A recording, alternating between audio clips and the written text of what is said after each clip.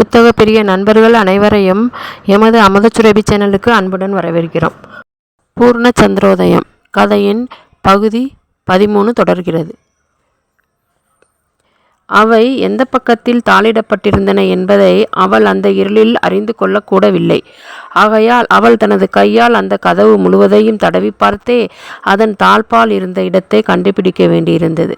ஆனால் அதன் 2 கதவுகளும் ஒன்றாக பொருத்தி இருந்த இடத்தில் இடைவெளி பெரிதாக இருந்தது. ஆகையால் வெளிப்புறத்தில் இருந்த வெளிச்சம் அதன் வழியாக பளிச்சென்று பிரகாசித்தது. அதோடு வெளிப்பக்கத்தில் இருந்த மனித இயற்கைப்படி சாதாரணமாக பேசாமல் திருடர்கள் பேசுவது போல தங்களது குரலை அடக்கி கொசகொசவென்று ரகசியமாக பேசுகிறார்கள் என்பதும் அவளுக்கு தெரிந்தது. ஆகையால் தான் திடீரென்று தாழ்பாலை நகர்த்தி கதவை திறப்பதற்கு முன்பு இடைவெளியால் தனது பார்வையை வெளியில் செலுத்தி அங்கே இருந்தவர்கள் யார் என்பதை தெரிந்து கொள்ள வேண்டுமென்ற விருப்பம் தோன்றியது. ஆகையால் அந்த மடவண்ணம் கதவுகளின் இடைவெளியால் வெளிப்பக்கத்தை நோக்க அவளது ஆச்சரியமும் திகைப்பும் அளவிலடங்காதவனாக இருந்தன.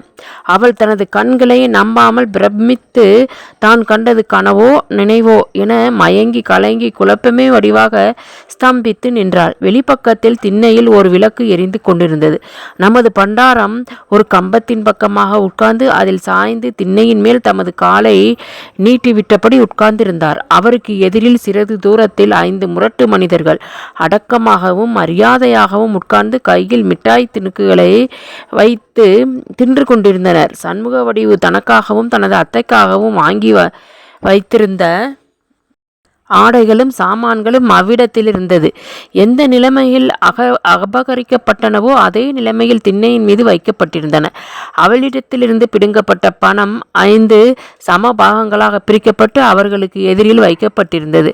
கல்கடைக்கு பக்கத்தில் தன்னை மறித்து வளைத்து கொண்டு தனது பொருட்களை எல்லாம் கொள்ளையடித்து கொண்டு ஓடிய 5 முரடர்களே அங்கே உட்கார்ந்திருந்தவர்களா என்பதும் தான் தனது அத்தைக்காக வாங்கி கொண்டு வந்த மிட்டாய் பொட்டலத்தை பிரித்து அவைத்தை கொண்டே அவர்கள் தின்கிறார்கள் என்பதும் சந்தேகமற அந்த மடமயிலுக்கு தெரிந்தன. ஆனால் அப்போதும் அந்த நற்குணவதியின் மனது நமது பண்டாரத்தை பற்றி தவறான அபிப்பிராயம் கொள்ள இடந்தரவில்லை. பண்டாரம் தன்னை மடத்தில் இருக்கச் செய்துவிட்டு பெரிய பண்ணை பிள்ளையிடத்தில் போனவர் கொள்ளை பக்கத்தில் அந்த முரடர் திருட்டு சொத்தை பங்கிட்டு கொண்டதை கண்டு அங்கே வந்து உட்கார்ந்திருக்கிறாரோ என்றும் பெரிய பண்ணை பிள்ளைக்கு அவர் செய்தி சொல்லி அனுப்பிவிட்டு அவரது வருகையை எதிர்பார்த்து அவ்வாறு உட்கார்ந்திருக்கிறாரோ என்றதுமே அவளது தயாளமான மனம் முதலில் நினைத்ததன்றி தனது பணமும் பொருட்களும் திரும்ப வந்துவிடும் என்ற மனவெளிச்சையும் கொண்டது. ஆனால் அவர் அந்த முரடர்களிடத்தில் சிநேகபாவமாக உட்கார்ந்திருந்ததும் அவர்கள் கூசாமல் அவருக்கு முன் மிட்டாயை சந்தோஷமாக தின்று கொண்டிருந்ததும் இன்ன காரணத்தினால் என்பது அவளுக்கு தெளிவுபடவில்லை. அந்த பண்டாரம் அப்படிப்பட்ட இழிவான காரியத்தில் சம்பந்தப்பட்டு இருப்பார் என்ற எண்ணமே அவளது மனதில் உண்டாகவில்லை. ஆதலால் மேற்படி சந்தேகங்கள் அவளது மனத்தை குழப்பிக் கொண்டிருந்தன. ஆகவே அவள் சொப்பன அவஸ்தையில் இருப்பவள் போல செயலற்று அயர்ந்து அப்படி நின்று அங்கே நடந்த சம்பாசனையை கவனிக்கலானாள். அவ்வாறு உட்புறத்தில் ஜன்னலின் பக்கமாக சண்முக வடிவு வந்து நின்று கவனிக்கிறாள் என்பதை பற்றி எல்லளவும் சந்தேகியாமல் இருக்க பண்டாரமும் மற்றவர்களும் தங்களது சம்பாசனையை நடத்தலாயினர். அப்போது பண்டாரம் அவர்களை பார்த்து, நான் இதற்கு முன் ஒரு தரம் இவளுடைய அக்காளை பார்த்திருக்கிறேன். அப்போது அவள் வண்டியில் எங்கேயோ போய்க் கொண்டிருந்தாள். ஆகையால் அவளோடு பேசவாவது அவள் யார் என்பதை அறிந்து கொள்ளவாவது கூடாமல் போய்விட்டது. அவளுடைய அற்புதமான அழகை கண்ட நிமிஷம் முதல் இதுவரையில் என்னுடைய மனம் கலங்கி போய் அப்படியே தாமரையிலை தண்ணீர் துளி போல் தவித்து கொண்டிருந்தது. அவளுடைய அழகு என் மனசை அடியோடு கெடுத்து என்னை வேஷதாரி பண்டாரமாக்கி விட்டது. அவள் எங்கே இருப்பாள் என்பதை பற்றி நானும் என்னாலான வரையில் விசாரித்து பார்த்து விட்டேன். ஒரு விவரமும் தெரியாமல் இருந்தது. ஆகையால் ஊமையான் கண்ட கனவு போல் நான் இந்த விஷயத்தை யாரிடத்திலும் வெளியிட மாட்டாமல் தவித்திருந்தேன். தற்செயலாக இன்றைய தினம் மத்தியானம் இவளை நான் செட்டியாருடைய பாங்கியில் கண்டேன். இவளும் இவளுடைய அக்காலும் ஒரே மாதிரியான அழகும் வடிவமும் உடையவராக இருப்பதால் இவளை நான் முதலில் இவளுடைய அக்காள் என்றே நினைத்து நெடுநாளாக என் மனசை வாட்டிக்கொண்டிருந்த பெண் தெய்வம் கடைசியில் தானாக வந்து காட்சி கொடுத்தது என்று நினைத்து பரம சந்தோஷமடைந்தேன். இவளுடைய அக்காள் தஞ்சாவூருக்கு போயிருக்கிறாள் என்றும் இவள் அவளுடைய தங்கை என்றும் சொன்ன பிறகுதான் உண்மை தெரிந்தது. இவள் அக்காளாக இருந்தால் என்ன, தங்கையாக இருந்தால் என்ன, வித்தியாசம் ஒன்றுமில்லை. இருவருடைய வடிவமும் அழகும் ஒரே மாதிரியாக இருப்பதால் என் மனசில் இருந்த என்னை கொன்று கொண்டிருக்கும் தாகவிடாயை தீர்த்து வைக்க இவளும் போதுமானவள்தான். ஆனால் இவள் மகா நற்குணமுள்ள பரம சாதுவாக இருக்கிறாள். இவள் என்னை தெய்வமென்றே நினைத்து கடைசி வரையில் நம்பி இங்கே வந்திருக்கிறாள். நான் வேற வித்தியாசமான வார்த்தையை எடுத்தால் இவள் சமயம் அடைந்து என்னோடு கூட இங்கே வராமல் போய்விடுவாளோ என்று நினைத்து நான் இவளுடைய மனம் நம்பும்படி பக்குவமாக பேசி அழைத்து கொண்டு வந்திருக்கிறேன். இவள் கம்பங்கொல்லையில் பயிர்களுக்கு மத்தியில் அகப்பட்டு கொண்டு தவித்தபோது நான் போய் இவளை அழைத்து கொண்டு வந்த சமயம் இவளை அப்படியே பிடித்து இழுத்து கட்டிக்கொள்ள வேண்டும் என்று என்னுடைய மனம் துடித்தது, உடம்பும் பதறியது. எனக்கு வேற யாரும் துணையில்லாதிருந்தபடியால் அங்கேயே பலவந்தம் செய்தால் காரியம் பழியாமல் போய்விடுமோ என்று அஞ்சி இவளை மரியாதையாக அழைத்து கொண்டு வந்தேன். இப்போதும் நான் பெரிய பண்ணையை பிள்ளையை அழைத்து வர போயிருப்பதாகத்தான் இவள் மனப்பூர்வமாக நினைத்து கொண்டிருப்பாள். நாம் இவ்வளவு தூரம் தந்திரம் செய்து அழைத்து கொண்டு வந்திருக்கிறோம். ஆனால் மேல் காரியத்தை எப்படி நடத்துகிறது என்பது தெரியவில்லை. என்னுடைய கருத்தை இவளிடத்தில் எப்படி வெளியிடுகிறது என்பதும் தெரியவில்லை. நான் துணிந்து வெளியிட்டாலும் இவள் அதற்கு இணங்கக்கூடியவளாக தோன்றவில்லை. நான் பலவந்தம் செய்தால் இவள் ஓங்கி கூச்சலிடுவாள், திமிருவாள், தத்தளிப்பாள், அடிப்பாள், உதைப்பாள், தன்னால் என்ற உபாயம் எல்லாம் செய்வாள். ஆகையால் இவளை எப்படி வசப்படுத்துகிறது என்பது தெரியவில்லை. அதில் எனக்கு இன்னொரு விஷயத்தை பற்றியும் பயமாக இருக்கிறது. வந்தது வரட்டும் என்று நான் துணிந்து இவளை பலவந்தப்படுத்தி இந்த ராத்திரிக்குள் என்னுடைய காரியத்தை நிறைவேற்றி கொண்டு இவளை இவளுடைய வீட்டில் கொண்டு போய் விட்டுவிடுவதாக வைத்துக் கொள்வோம். இங்கே பக்கத்தில் பெரிய பண்ணை பிள்ளையின் ஜாகை இருக்கிறது என்பதையும் அந்த மடம் அவருடையது என்பதையும் நான் இவளிடம் சொல்லிவிட்டேன். நாம் செய்த வஞ்சகத்தை இவள் பெரிய பண்ணை பிள்ளையிடம் சொன்னால் அதன் பிறகு நான் சாமியார் என்று பெயர் வைத்து கொண்டு இந்த மடத்தில் இருக்க முடியாது. நான் உடனே ஊரை விட்டு ஓடி போய்விட வேண்டியதுதான் முடிவாகும் என்றார். இந்த வார்த்தைகளையெல்லாம் ஒன்றுவிடாமல் கேட்டுக்கொண்டிருந்த பெண்மணிக்கு உடனே அரை உயிர் போய்விட்டது என்றே சொல்ல வேண்டும். அப்போதும் அவள் தனது செவிகளையே நம்பாமல் திக்பிரமை கொண்டு தான் இருந்தது பூலோகத்திலோ ஆகாயத்திலோ என்பது தெரியாது கிருகிரென்று மயங்கி சுழன்று அறிவு பேதுற்ற நிலைமையில் சித்தப்பிரமை பதுமை போல பேச்சு மூச்சென்று அப்படியே நின்று கொண்டிருந்தாள். அவளது சரீரம் சருகு போல பறக்கிறது. மனம் கூண்டில் அடைபட்ட கிளி போல தவிக்கிறது. மாலை போல பொங்கி எழுந்த கிளியினால் உச்சி முதல் உள்ளங்கால் வரையில் வியர்வை பொங்கி வழிந்தோடுகிறது. மகா அபாயகரமான அந்த இடத்திலிருந்து தப்பி போய்விட வேண்டும் என்ற பேராவலினால் அவளது மெல்லிய சரீரம் துடிதுடிக்கிறது. இருந்தாலும் அவர்கள் இன்னமும் என்ன பேசுகிறார்கள் என்பதையும் அறிந்து கொள்ள வேண்டும் என்று நினைத்தவளாய் அவள் அவர்கள் பேசியதை உற்று கவனித்தாள். கபட சந்நியாசி கூறிய சொற்களை கேட்டிருந்த முரட்டு மனிதருள் ஒருவன் வணக்கமாக அவரை பார்த்து, நீங்கள் கல்கடையில் உட்கார்ந்து கொண்டு எங்களை அனுப்பி இவளை மிரட்டும்படி செய்தீர்கள் என்பதை பற்றி இவள் கொஞ்சமும் சந்தேகமே கொள்ளவில்லை. மறுபடியும் நாங்கள் திரும்பி வந்து இவளுக்கு தொந்தரவு செய்தாலும் செய்யலாம் என்று நீங்கள் இவளிடத்தில் சொல்லி பயமுறுத்தி வைத்திருக்கிறீர்கள். நீங்கள் இதில் சம்பந்தப்பட்டிருக்கிறீர்கள் என்பது கடைசி வரையில் இவளுக்கு தெரியாதபடி நாம் தந்திரமாக இந்த காரியத்தை முடித்துக் கொள்வோம். நீங்கள் பெரிய பண்ணை பிள்ளையை அழைத்து கொண்டு சீக்கிரமாக திரும்பி வருவதாக சொல்லிவிட்டு வந்தீர்கள். நீங்கள் வந்து இப்போது சுமார் ஒரு நாளிகை நேரம் ஆகியிருக்கலாம். நீங்கள் இப்போது ஒரு காரியம் செய்யுங்கள். உடனே நீங்கள் முன்கட்டுக்கு போய் கதவை தட்டி திறந்துவிடச் செய்து கதவை மறுபடியும் உட்புறத்தில் தாழ்பால் போட்டுக்கொள்ளுங்கள். பெரிய பண்ணையின் பிள்ளையின் ஜாகைக்கு நீங்கள் போனதாகவும் நாங்கள் வழிமறித்து உங்களை பிடித்து அடித்ததன்றி பெரிய பண்ணை பிள்ளையிடத்தில் போய் இதை சொன்னால் கொன்று விட்டு போட்டு விடுவோம் என்று தாங்கள் பயமுறுத்தியதாகவும் சொல்லி விசனமாக பேசுங்கள். அவள் கலங்கி போய் தன்னுடைய ஜாகைக்கு எப்படி போகிறது என்பதை பற்றி ஏதாவது கேட்பாள். அப்போது நீங்கள் கொஞ்ச நேரம் பொறுத்து மறுபடியும் ரகசியமாக இருட்டில் போய் பெரிய பண்ணை பிள்ளையையும் ஆட்களையும் அழைத்து வந்து இவளை உடனே இவளுடைய ஜாகையில் கொண்டு போய்விட வழி செய்வதாக சொல்லுங்கள். அதற்குள் நாங்கள் ஓட்டின் மேல் ஏறி வந்து உட்கார்ந்து கொண்டிருக்கிறோம்.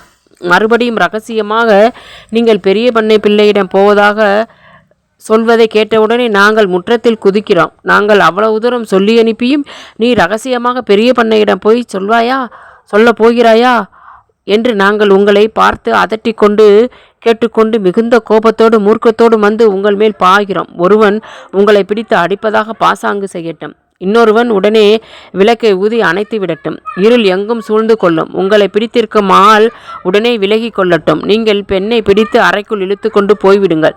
அவள் திமிராமல் நாங்கள் பார்த்து கொள்கிறோம். உங்களுடைய மனம் திருப்தி அடைந்த பிறகு நீங்கள் வெளியில் வந்துவிடுங்கள். உடனே நாங்கள் உங்களை பிடித்து கம்பத்தோடு கட்டி வைத்துவிட்டு கையில் அகப்பட்ட எதையாவது சொத்துக்களை எடுத்துக்கொண்டு ஓடி போய் விடுகிறோம். அதன் பிறகு நீங்கள் அந்த பெண்ணை அழைத்து மறுபடி விலக்கேற்றச் செய்து உங்களுடைய கட்டையும் அழித்துவிடச் செய்யுங்கள். திருடர்கள் உங்களை தாறுமாறாக அடித்து விட்டதாகவும் சப்பை நகர்ந்து போய்விட்டதாகவும் சொல்லி பாசாங்கு செய்யுங்கள். பொழுது விடிந்தவுடனே நான் என்னுடைய மகனை தற்செயலாக வருகிறவன் போல் அங்கே வரும்படி அனுப்பி வைக்கிறேன். அதன் மூலமாக நீங்கள் பெரிய பண்ணை பிள்ளைக்கு செய்தி சொல்லி அனுப்புங்கள். அவர் வருவார். வந்தவுடனே எல்லா விஷயங்களையும் சொல்லிவிடுங்கள். ஆனால் ஆள்கள் இன்னார் என்று சரியானபடி அடையாளம் தெரியவில்லை என்றும் ஆளை பார்த்தால் அடையாளம் கண்டுபிடிக்க முடியும் என்று பக்குவமாக சொல்லி இவளை இவளுடைய ஜாகையில் கொண்டு போய் விட்டுவிடும்படி செய்யுங்கள். நாம் இப்படி செய்தால் இந்த பெண் கடைசி வரையில் உங்கள் மேல் சந்தேகம் கொள்ளவே இடமில்லை. இதுதான் சரியான தந்திரமாக தோன்றுகிறது.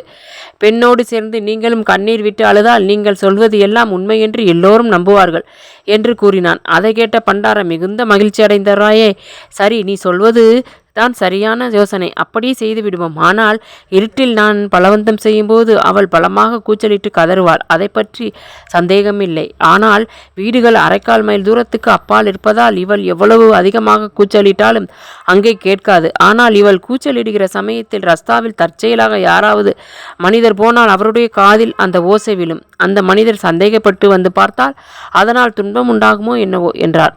அதை கேட்டு முன்பேசிய முரடன் மனிதன், இவள் கத்தினால் கத்தட்டும், அதை பற்றி கொஞ்சமும் பயமில்லை. இந்த அகாலத்தில் இந்த ரஸ்தாவில் எவரும் வருகிற வழக்கமே இல்லை.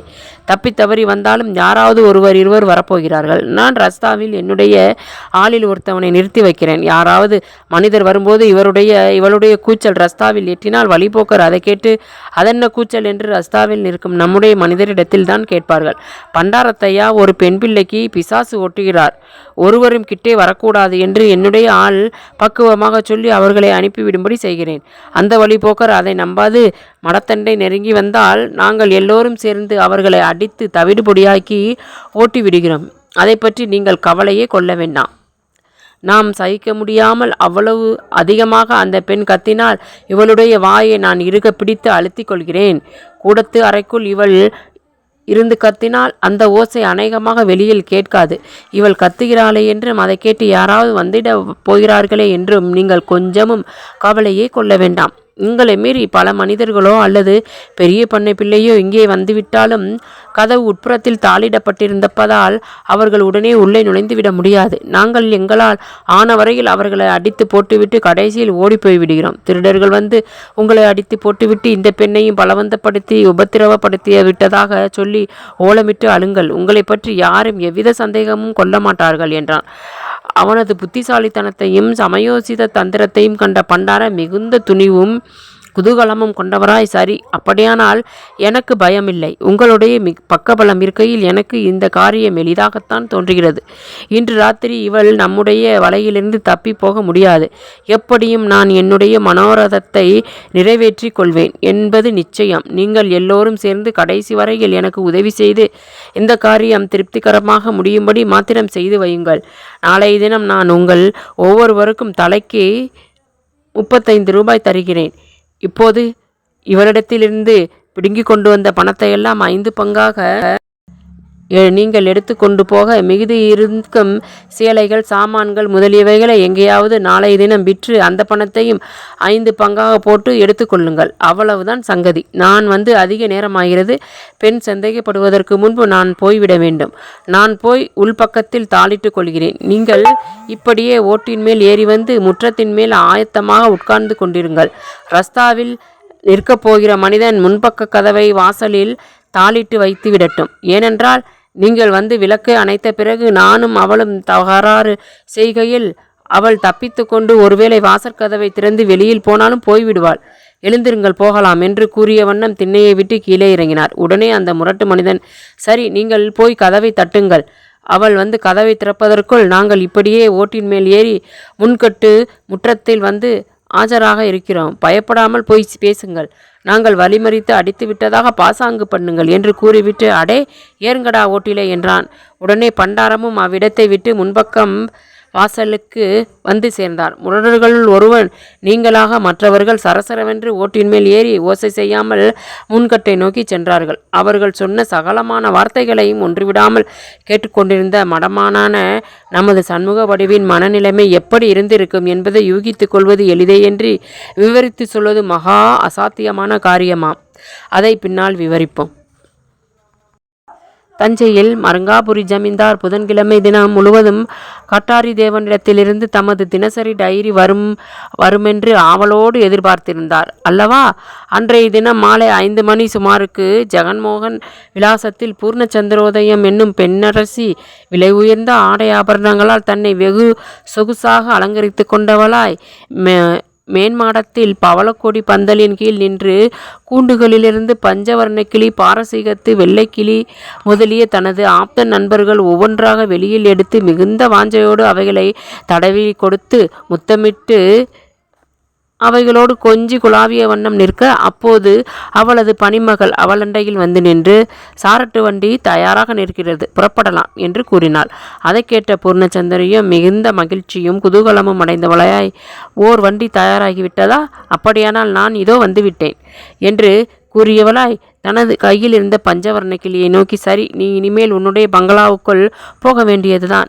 ராத்திரி பகல் எப்போதும் நான் உன்னை எடுத்துக்கொண்டு என்னுடைய கையின் மேல் வைத்து உன்னோடு கொஞ்சி கொண்டிருந்தாலும் உனக்கு சந்தோஷமாகத்தான் இருக்கும். உனக்காக நான் எங்கேயும் வெளியில் போகாமல் இருக்க முடியுமா? உள்ளே போய் உட்கார்ந்து கொள். நான் வம்பலாம் சோலை வரையில் போய்விட்டு இதோ அரை நாளிகையில் வந்துவிடுகிறேன் என்று கரைகடந்த வாஞ்சையோடு கூறிய வண்ணம் அந்த கிளியை கூண்டிற்குள் விடுத்து கதவை மூடி வெளியில் தாளிட்டு கொண்டு சக்கரவர்த்தினி போல நிமிர்ந்து அண்ணனடை நடந்து மேன்மாடத்தை விட்டு கீழே இறங்கி வந்தாள். பூந்தொட்டிகளும் பவளக்கொடி, சம்பந்தி கொடி முதலியவற்றின் பந்தல்களும் சாமான்களும் வினோதமான பற்பல பதுமைகளும் படங்களும் மற்ற அலங்கார பொருட்களும் நிரம்பி அற்புத வனப்பு வாய்ந்த அந்த மேன்மாடத்திலிருந்து கீழே இருந்த ரமணீயமான பூங்காவனத்தில் அந்த மடமயிலால் இறங்கி வந்த காட்சி இந்திராணி புஷ்பக விமானத்தில் அமர்ந்து கீழே இறங்கி வரும் கண்கொள்ளா வசீகர காட்சி போல இருந்தது. எப்போதும் அவளோடு கூட இருந்து அவள் காலால் இடும் பணியை தலையால் நிறைவேற்றி வைப்பதற்கு ஆயத்தமாக இரு பக்கங்களிலும் 2 யவ்வன பணிப்பெண்கள் கந்தர்வ பெண்களின் வசீகர அழகோடு மரியாதையாகவும் அடக்க ஒடுக்கமாகவும் வந்து கொண்டிருந்தனர். அவ்வாறு மகா கம்பீரமாக வெளிப்பட்ட பூர்ணச்சந்திரோதயம் பூங்காவின் வெளியில் நிறுத்தப்பட்டிருந்த சாரட்டு வண்டிக்குள் ஏறி உட்கார்ந்து கொள்ள அவளது பணிப்பெண்களும் ஏறி அவளுக்கு பின்பக்கமாக உட்கார்ந்தனர். வண்டிக்காரன் உடனே குதிரையை ஊக்க அது புறப்பட்டு தெற்கு ராஜவீதியின் வழியாக போய் அதன் கிழக்கு கோடியை அடைந்து அவ்விடத்திலிருந்து வடக்கு முகமாக திரும்பி கிழக்கு ராஜவீதியின் வழியாக செல்லலாயிற்று. பூர்ணச்சந்திரோதயம் என்ற வடிவலைக்கு ஒவ்வொரு நாளும் மாலை 5 மணிக்கு சாரட்டில் அமர்ந்து தஞ்சை நகருக்கு அரை மைல் வடக்கில் உள்ள வம்பலாம் சோலைக்கு போவது வழக்கம். அந்த இடம் இப்போது காடு போல விகாரமான தோற்றத்தோடு இருந்தாலும் நமது கதை நிகழ்ந்த காலத்தில் அங்கே செல்லும் வடலாற்று கரையின் இருபுறங்களிலும் சுமார் 1 மைல் தூரத்திற்கு சதுரத்திற்கு மகா உன்னதமான ஓர் உத்தியான வனம் இருந்தது. அந்த அதிர்மணிய அற்புத பூங்காவில் இடையில் சென்ற வடலாற்று 2 பக்கங்களிலும் நெடுந்தூரம் வரையில் சலவை கற்களால் படித்துறைகள் அமைக்கப்பட்டிருந்தன. அந்த ஆற்றில் எக்காலத்திலும் வற்றாமல் பளிங்கு போல தெளிவாக இருந்த தண்ணீர் ஓடிக்கொண்டிருந்தது. அன்றி எங்கும் தாமரை, அல்லி, நீலோற்பழம், செங்கழு நீர் முதலியவற்றின் இலைகளும் மலர்களும் நிறைந்த அந்த இடத்தில் மிகுந்த குளிர்ச்சியையும் அழகையும் செய்து கொண்டிருந்தன. ஆற்றின் 2 பக்கங்களிலும் தென்னை, கமுகு, மா, பலா, பன்னீர், செண்பகம், பாரிஜாதம் முதலிய இனிய தருக்கள் நிறைந்து புஷ்பங்களையும் கனிகளையும் தேனையும் சொரிந்து மகரந்தத்தையும் நறுமணத்தையும் அள்ளி இறைத்து அந்த இடத்தை அதிமனோதமாக்கியே செய்து கொண்டிருந்தன. வண்டுகளின் ரீங்காரமும் குயில், மணி, புறா முதலியவற்றின் குதூகலமான ருங்காரமும் ஒன்று கூடி அந்த இடம் பூலோகமோ சொர்க்கலோகமோ என்று ஐயத்தை உண்டாக்கி கொண்டிருந்தன. அங்கு சென்று உலாவி விளையாடி சந்தோஷமாக இருந்து பொழுதை போக்கிவிட்டு திரும்புவது வழக்கம். நமது பூர்ணச்சந்திரோதயமும் ஒவ்வொரு நாளும் மாலை சுமார் 5 மணிக்கு தனது சாரட்டு வண்டியில் ஏறிக்கொண்டு வம்புலாம் சோலைக்கு போய் வடலாற்றங்கரையின் படித்துறையின் மீது நடந்து அவ்விடத்தின் அழகை கண்டு ஆனந்தித்து அங்கே உண்டாகும் வாசனையை குளிர்ந்த காற்றினால் பூரித்து பரவசமடைந்து அவ்விடத்தில் குதூகலமாக குதித்து நீந்தி ஓடி விளையாடி நீராடும் சிறுவர் சிறுமியர்களை நோக்கிய வண்ணம் மெய்மறந்திருந்து சாயங்காலம் 6 மணிக்கு திரும்பி தனது மாளிகைக்கு வருவது வழக்கம். அவ்வாறு அவள் ஒவ்வொரு நாளும் மாலையில் வம்புலாம் சோலைக்கு போகும்போது கிழக்கு ராஜவீதியின் வழியாக போய் திரும்பி வரும்போது வடக்கு ராஜவீதி, மேற்கு ராஜவீதி முதலியவற்றின் வழியாக தனது மாளிகைக்கு திரும்பி வருவது வழக்கம். ஆதலால் அவள் ஒவ்வொரு நாளும் அந்த ஊரின் 4 ராஜவீதிகளையும் ஒரு தரம் சுற்றி பவனி வருவாள். அவள் ஒரு மகாராஜனது புதல்வி போலவும் தெய்வலோகத்து மடந்தை போலவும் எவரிடத்திலும் இல்லாத வனப்பும் ஜிவ்வளிப்பும் பெற்றிருந்தாள். ஆதலால் ஒவ்வொரு நாளும் அவள் வரும் சமயத்திற்கு முன்பாகவே ஜனங்கள் வெளியில் வந்து அவளை நன்றாக பார்க்க வேண்டும் என்ற ஆவலோடு நின்று அவளை கண்டு ஒருவர் போல எல்லோரும் தங்களது வாய்கொண்ட மட்டும் அவளை புகழ்ந்தராகவே வீட்டிற்குள் நடப்பார்கள். அத்தகைய நிகரற்ற மேம்பாடும் சிறப்பும் வாய்ந்தவளாக பூர்ணச்சந்திரோதயம் இந்த அதிகாரத்தின் முதலில் சொல்லப்பட்டபடி புதன்கிழமை மாலை 5 மணிக்கு தனது சாரட்டில் அமர்ந்து வழக்கம் போல வம்புலாம் சோலையை அடைந்து சாரட்டை விட்டு கீழே இறங்கி தனது பணிமக்களை வண்டியின் பக்கத்தில் நிற்க வைத்துவிட்டு தான் மாத்திரம் படித்துறையின் மீது நடந்து அந்த ஆற்றின் தண்ணீர் பரப்பையும் இரு பக்கங்களிலும் இருந்த இயற்கை அமைப்பையும் நோக்கி ஆனந்த பரவசமடைந்தவளாய் நடந்து மேற்கு முகமாக நெடுந்தூரம் சென்று கொண்டிருந்தாள். எங்கு பார்த்தாலும் குதூகலமாக விளையாடும் மாதர்களும் களிவெறி கொண்டு பாடி ஆடும் பறவை முதலிய ஜீவ ஜந்துக்களும் அழகிய புஷ்பங்களையும் கனிகளையும் தேனையும் நறுமணத்தையும் கொள்ளை கொள்ளையாக வெளிப்படுத்தி தங்களுக்கு வேறு எவரும் நிகரில்லை என்ற பெரும் செருக்குற்று நிமிர்ந்து நின்ற மரஞ்செடி கொடிகளுமே மயமாக இருந்தது. அவளது மனதையும் கண்களையும் குளிரச் செய்தமையால் அந்த இளந்தோகை அத்தகைய கைக்களஞ்சியத்தில் ஆழ்ந்து தனது மனத்தில் அவற்றை லயிக்க விடுத்தவளாக சென்று கொண்டிருக்க வேறு மனிதர் இல்லாத ஓரிடத்தில் தனியாக நின்று கொண்டிருந்த ஒரு மனிதன் தனது கையில் பிடித்து வைத்து கொண்டிருந்த அபூர்வமான தோற்றத்தையுடைய ஒரு கிளியை அவளுக்கு எதிரில் காட்டி, அம்மா, இதோ பார்த்தீர்களா இந்த கிளியை? இதற்கு முன் நீங்கள் எத்தனையோ வகையான கிளிகளை பார்த்திருக்கலாமே, இதைப்போல புது மாதிரியாக இருக்கும் கிளியை பார்த்ததுண்டா என்று கூற, எதிர்பாராத அந்த சம்பவத்தை கண்ட பூர்ணச்சந்திரோதயம் திடுக்கிட்டு நின்று அந்த கிளியை பார்க்க அதன் அபூர்வமான அமைப்பு ஒரு நொடியில் அவளது கவனம் முழுவதையும் சடக்கென்று கவர்ந்து கொண்டது. அந்த கிளி பருமன், உருவம் முதலியவற்றில் குயில் போல இருந்தது. ஆனாலும் அதன் நிறமும் இறகுகளின் அழகும் மகா வசீகரமாகவும் புதுமையாகவும் இருந்தது.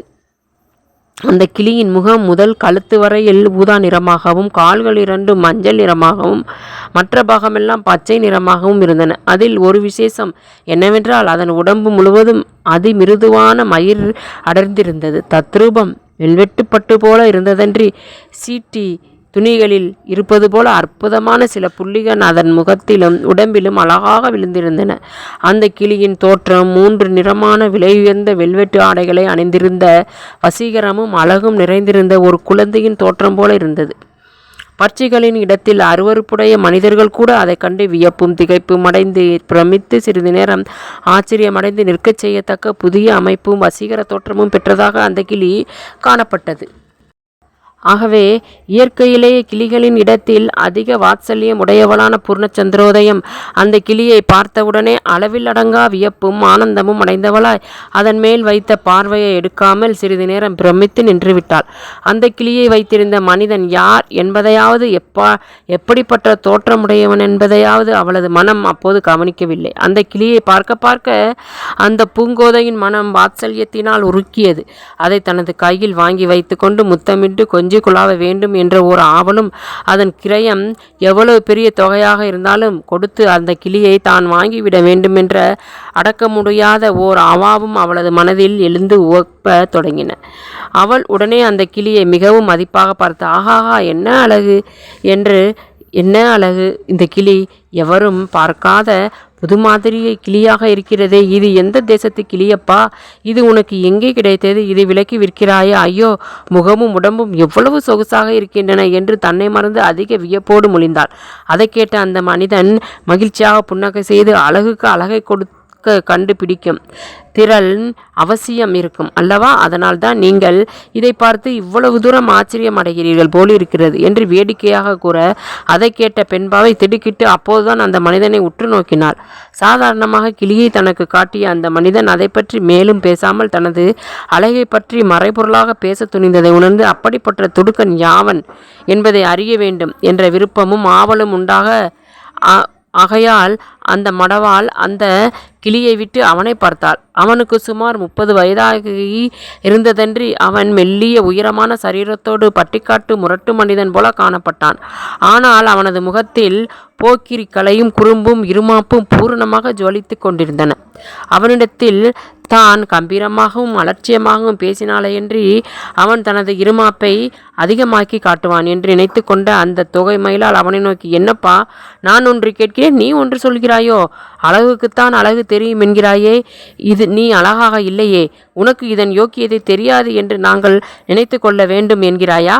அப்படியானால் மற்ற பட்சிகளை எல்லாம் விட்டு இந்த பிடித்து வைத்துக்கொண்டு இதன் அழகை பார் என்று கொஞ்ச நேரத்துக்கு முன் நீ என்னிடத்தில் இதை காட்டினாயே, அது உனக்கு எப்படி தெரிந்தது என்றாள். அதை கேட்ட அந்த மனிதன் என்ன மறுமொழி சொல்வது என்று அறியாமல் சிறிது நேரம் தத்தளித்தவனா, எல்லாம் உங்களைப் போல அழகாயிருக்கும் மனிதர் சொல்லை கேட்டுத்தான் நான் தெரிந்து கொண்டேன். அது போகட்டும், நான் அழகில்லாதவன் என்று நீங்கள் இப்போது சொன்னீர்களே, அதை நீங்கள் எப்படி கண்டுபிடித்தீர்கள்? தாம் உயர்வான அழகுடையவள் என்ற நினைவும் செருக்கும் உங்கள் மனதில் நிறைந்திருப்பதனால் தானே உங்களுக்கு அப்படிப்பட்ட நினைவு உண்டாயிற்று என்றான். பூர்ணச்சந்திரோதயம் ஆயாசமடைந்து, ஏதப்பா, நீ ஆரம்பத்திலிருந்து பெரிய கலகத்துக்கு தொடங்கி விட்டாயே, நான் இதுவரையில் பார்த்தறியாத இவ்வளவு அபூர்வமான கிளியை காட்டி என் மனசுக்கு ஆனந்தம் உண்டு பண்ணிய நீ உன்னுடைய வார்த்தைகளால் இந்த ஆனந்தத்தை எல்லாம் ஓட்டி மனசை புண்படுத்துகிறாயே. முதலில் நீ சொன்ன தத்துவமே சரியானதல்ல. சாதாரணமாக பகுத்தறிவும் கண்பார்வையும் உள்ள எல்லோரும் அழகுள்ள வஸ்து எது, அழகில்லாத விகாரமான வஸ்து எது என்பது நன்றாக தெரியும். ஒரு வஸ்து அழகுள்ளது என்பது அழகுள்ளவர்க்குத்தான் தெரியும் என்றும் மற்றவர்களுக்கு தெரியாது என்றும் நீ சொல்வது புதுமையான நியாயமாக இருக்கிறது. அப்படிப்பட்ட தப்பான எண்ணத்தை வைத்துக்கொண்டு நீ மேன்மேலும் வார்த்தைகளை அனாவசியமாக வளர்த்து கொண்டு போவதில் உபயோகம் என்ன? அந்த விஷயம் அவ்வளவோடு நிற்கட்டும். இந்த கிளியின் விஷயம் ஏதாவது சொல்ல இஷ்டமானால் சொல்லலாம், இல்லாவிட்டால் உனக்கு தொந்தரவு கொடுக்காமல் நான் போகிறேன் என்றாள். அந்த மனிதன், என்ன அம்மா, நீங்கள் பேசுவது கொஞ்சமும் நியாயமாக இல்லையே. நான் உங்களை பார்த்தவுடன் நீங்கள் அழகாக இருக்கிறீர்கள் என்று சொல்லி நான் உங்களை நிரம்பவும் புகழ்ச்சியாக பேசினேன். அதற்கு சன்மானமாக நீங்கள் உடனே என்னை பார்த்து அழகில்லாதவன் என்று சொன்னீர்கள். அப்படியே இருக்கட்டும். உலகத்தில் நிரம்பவும் பணமுடைய மனிதர்கள் தானே ஏழையாக இருப்பவரை காப்பாற்றுகிறார்கள். தனிகர்களுக்கு யாசகம் கொடுப்பதில்லை அல்லவா? அதுபோல அழகாக இருக்கிறவர்கள் தங்களுடைய அழகை அழகில்லாதவர்களுக்கு தானம் செய்து அவர்களும் அதை அனுபவித்து பிழைத்து போகும்படி செய்து காப்பாற்ற வேண்டுமேயன்றி அவர்களை பார்த்து இழிவாக பேசி அவமதிப்பது தர்மம் ஆகாது என்று குறும்பாகவும் இலக்காகவும் மறுமொழி கூறினான்.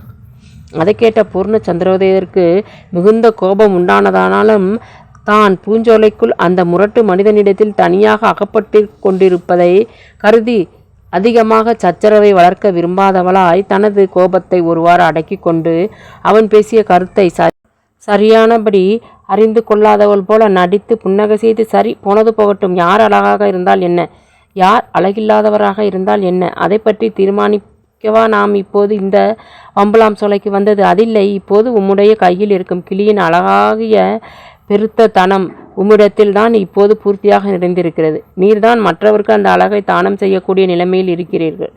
ஆனால் அதை எனக்கு தானம் செய்து விடும்படி நான் கேட்கவில்லை. அதை நீர் விலைக்கு விற்பதாக இருந்தால் நீர் எவ்வளவு பணம் கேட்கிறீரோ அதை கொடுத்து நான் வாங்கி கொள்கிறேன். விற்பதில்லையானால் பரவாயில்லை, அதை நீரே வைத்துக்கொண்டு சந்தோஷமடையலாம் என்றாள். அவள் தன்னிடத்தில் வார்த்தையில் அகப்பட்டு கொண்டாள் என்று அந்த மனிதன் நினைத்ததற்கு மாறாக அவள் தந்திரமாக பேசி தப்பித்து கொண்டதை காண அவன் அந்த வார்த்தை அவளவோடு நிறுத்தினவனாய் அன்பாகவும் இலக்கமாகவும் அவளை பார்த்து புன்னகை செய்து, இந்த கிளி நம்முடைய தேசத்து கிளி அல்ல. சீன தேசத்தில் நான் இந்த மாதிரி கிளிகள் ஏராளமாக இருக்கின்றனவாம். நான் தற்செயலாக வரும்போது இது ஒரு மாதுளை செடியின் மேல் உட்கார்ந்து உல்லாசமாக பாடிக்கொண்டிருந்தது.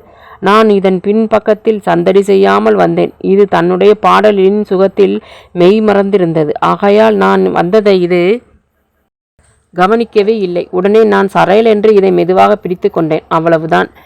விருந்தாக்கம். நீங்கள் நினைக்கிறபடி நான் குருவிக்காரன் அல்ல. இந்த அற்புதமான கிளியை விற்று அதனால் நான் பணம் சம்பாதித்து வயிறு வளர்க்க வேண்டிய நிலைமையில் இருப்பவன் அல்ல. எனக்கு சுவாமி கொடுத்த சொத்து கொஞ்சம் இருக்கிறது.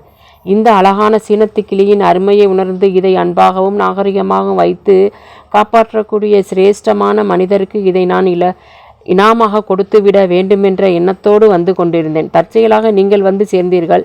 இது மகா நுட்பம் பொருந்திய மிருதுவான ஜந்துவாகையால் இதை முரடர் தொட்டு வளர்த்தால் இது கசங்கி போய்விடும். இதைவிட அதிக நுட்பமும் மிருதுவும் பொருந்திய கையை உடைய உங்களை பார்த்தவுடனே இதை வளர்க்கக்கூடிய யோக்கியதை உங்களிடத்தில் பூர்ணமாக இருக்கிறது என்று நினைத்து நான் இதை உங்களிடத்தில் காட்டினேன். நீங்கள் கிளிகளிடத்தில் அத்தியந்த வாத்சல்யமும் பிரேமையும் உள்ளவர்கள் என்பதும் எனக்கு ஏற்கனவே நன்றாக தெரியும். ஆகையால் இதை நான் உங்களுக்கு இனாமாக கொடுக்க மனப்பூர்வமாக விரும்புகிறேன். இப்போதே கொடுத்து விடுகிறேன், வாங்கி கொள்ளுங்கள். ஆனால் ஒரு சிறிய நிபந்தனை இருக்கிறது. அதற்கு மாத்திரம் நீங்கள் இணங்க வேண்டும். இது மகா அருமையான கிளியாக இருக்கிறது. ஆகையால் இதனிடத்தில் எனக்கு ஒருவித பிரேமை ஏற்பட்டுவிட்டது. ஆகையால் தினம் ஒரு தரம் நான் உங்களுடைய ஜாகைக்கு வந்து இந்த சீனத்து கிளையை ஒரு தரம் பார்த்துவிட்டு போகும்படி நீங்கள் எனக்கு அனுமதி கொடுக்க வேண்டும். அவ்வளவுதான், வேறொன்றுமில்லை என்று நயமாக மொழிந்தான். அதை கேட்ட பூர்ணச்சந்திரோதயம், அப்படியானால் இதை எனக்கு இனமாக கொடுக்கிறதாக ஆகாது, இரவலாக கொடுக்கிற மாதிரி ஆகும். ஒரு பொருளை ஒருவருக்கு தானமாக கொடுக்கிறது என்றால் அதன் பிறகு அந்த பொருளுக்கும் அதை கொடுக்கிறவருக்கும் எவ்வித சம்பந்தமும் இருக்கக்கூடாது. அந்த பொருளை வாங்கி கொள்கிறவருக்கு சகலமான உரிமைகளும் ஏற்பட்டுவிட வேண்டும். இதுதான் இனாமாக கொடுத்ததாகும். கொடுக்கப்பட்டு போன பொருளிடத்தில் மறுபடி சொந்தம் பாராட்டி உரிமை கொண்டாடினால் அந்த தானத்துக்கு கொஞ்சமும் பெருமை ஏற்படாது, அது தானத்திலும் சேர்ந்தது ஆகாது என்றால் அந்த மனிதன் குறும்பாக புன்னகை செய்து, நீங்கள் மகா புத்திசாலி என்று நான் கேள்வியுற்றிருக்கிறேன். அப்படி இருந்தும் இப்படி பேசுவது ஆச்சரியமாக இருக்கிறது. இப்போது ஒரு மனிதன் அருமையாக வளர்த்து அழகான தன்னுடைய பெண்ணை ஒரு புருஷனுக்கு கன்னிகாதானம் செய்து கொடுத்து அவளை புருஷனுடைய வீட்டுக்கு அனுப்பி வைக்கிறான். அதன் பிறகு அவன் தன்னுடைய பெண்ணிடத்தில் உரிமை பாராட்டக்கூடாதென்றும் அந்த பெண்ணை பார்க்க அவன் வரக்கூடாதென்றும் அவர்களுக்கு அதன் பிறகு எவ்வித சம்பந்தமும் இல்லை என்றும் சொல்வது நியாயமாகுமா? அல்லது தகப்பன் பெண்ணிடத்தில் இன்னமும் வாஞ்சை வைத்திருக்கிறானே என்றும் அடிக்கடி பெண்ணை பார்க்க வருகிறானே என்றும் நினைத்து அவன் கன்னிகாதானம் செய்யவில்லை என்றும் பெண்ணை இரவலாக கொடுத்து வைத்திருக்கிறான் என்றும் சொல்ல முடியுமா என்றான். அதை கேட்ட பூர்ணச்சந்திரோதயம், ஒரு தகப்பன் தன்னுடைய பெண்ணை புருஷனுக்கு கட்டி கொடுத்து அவளை தன்னிடத்திலிருந்து எப்போது அனுப்பி விடுகிறானோ அதன் பிறகு அந்த பெண்ணை பற்றிய சகலமான உரிமைகளும் புருஷனுக்கே சொந்தமாகி விடுகின்றன. அதன் பிறகு அந்த பெண்ணிடத்தில் யாரும் வரக்கூடாதென்று சொல்லவும் அவளோடு யாரும் பேசக்கூடாதென்று சொல்லவும் புருஷனுக்கு பூர்த்தியான அதிகாரம் இருக்கிறது. பெண்ணின் தகப்பன், தாய் முதலியோர் அந்த பெண்ணை பார்க்க வருவதெல்லாம் புருஷனுடைய சம்மதியையும் தயவையும் பொறுத்ததேயன்றி அதிகாரத்தின் மேலல்ல. தாய் தகப்பன் வந்து பார்க்க கூடாதென்று ஒரு புருஷன் கட்டுப்படுத்தி விடுவானாகில் அதை மீறி நடக்க அவர்களுக்கு அதிகாரம் உண்டா?